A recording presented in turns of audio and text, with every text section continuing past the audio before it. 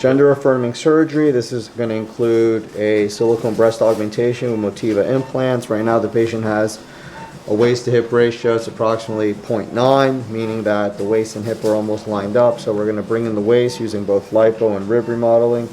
We're going to expand the thighs as much as we can using fat grafting.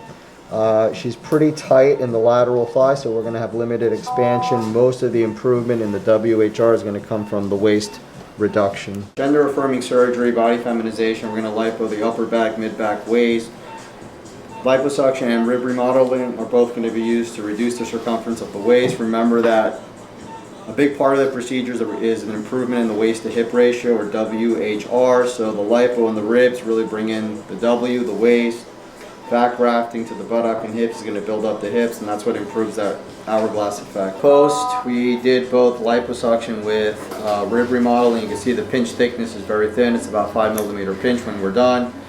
We've also treated the 12th, 11th, and 10th ribs to improve the waistline. So you can see there's a nice improvement in the waistline. There's expansion of the hips and buttocks, which overall improves feminization of the torso. So right here, this is the aperture or opening for the rib remodeling. We take an 18 gauge needle, we introduce it through the skin. This will heal very well post-operatively. Alright, so this is a Motiva implant. You can see with Motiva there's a little bit more cleavage here. Here it's a little more hollow.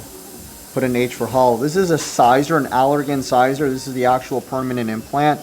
But you can see that there is a difference here. I think it's because this gel is more form stable, so it's less likely to move. This gel is less form stable. Alright, so you can see improvement in the shape, feminization of the hips and waistline by both liposuction with fat transfer. And we also did 450 Motiva implants, which have a really nice shape and projection to the breast mount. Alright, gender affirming surgery. We did a full 360 lipo.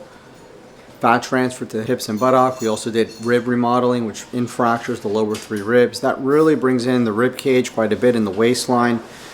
On average, 2 to 3 inches, sometimes 4. We can't promise those numbers. I'll repeat, can't promise those numbers, but that's the range.